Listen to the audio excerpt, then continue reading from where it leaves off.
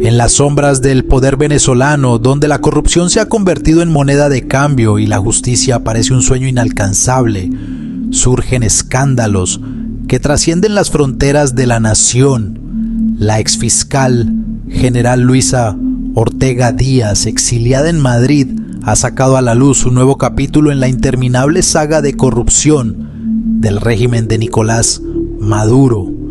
Esta vez, las acusaciones giran en torno a un soborno de 45 millones de dólares entregado a Maduro y a la entonces ministra de Servicios Penitenciarios Iris Varela a cambio de un contrato para construir un centro penitenciario en el estado Zulia, obra que nunca se completó. Este escándalo, como una mancha de aceite en el agua, se extiende y contamina, dejando a su paso una estela de indignación y desesperanza. Ortega Díaz, en su búsqueda incansable por la verdad, ha denunciado esta atrocidad, pero la respuesta del régimen no se hizo esperar.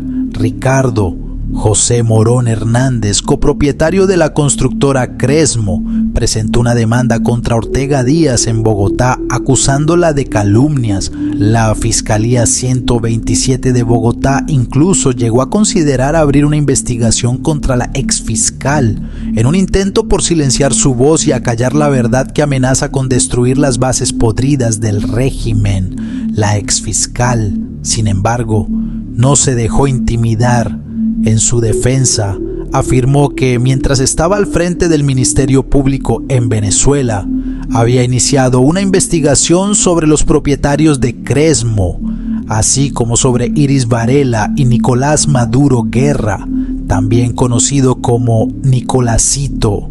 Según Ortega Díaz, el dinero del contrato desapareció en las fauces insaciables de la corrupción y la obra jamás se construyó, dejando al descubierto un delito que, aunque oculto en las sombras, finalmente salió a la luz. Este caso, que para muchos podría parecer un simple escándalo más, es en realidad solo la punta del iceberg de un sistema de corrupción que ha devastado a Venezuela. Ortega Díaz también ha señalado la conexión del régimen con la multinacional brasileña Odebrecht, indicando que Venezuela perdió más de 35.000 millones de dólares en este esquema de corrupción y que Maduro habría recibido sobornos multimillonarios para otorgar contratos a la constructora promovida por el expresidente brasileño Luis Inácio Lula da Silva. Como si el mundo no fuera testigo de los horrores perpetrados por el régimen, la ofensiva legal de Maduro no se detuvo allí. En enero de 2022, el dictador presentó una demanda contra Tamara Suyu, una valiente activista de derechos humanos que desde su exilio ha denunciado las atrocidades cometidas por el gobierno. Suyu había declarado en Twitter que Nicolásito había tomado las riendas de la banda mafiosa de su padre tras la captura de Alex Saab en Cabo Verde. Según Suyu, Maduro Guerra, junto con los hermanos Jorge y Delcy Rodríguez, asumieron el control de las operaciones del régimen, incluyendo la gestión de las riquezas del Banco Central de Venezuela, el oro y el petróleo. Maduro, en un intento desesperado por proteger su imagen, calificó estas declaraciones como falsas y extremadamente graves, exigiendo una retractación por parte de Suyu, bajo amenaza de acciones legales. Pero Suyu, con la valentía que caracteriza a quienes luchan por la justicia, se mantuvo firme, rechazando cualquier conciliación con lo que calificó como una tiranía.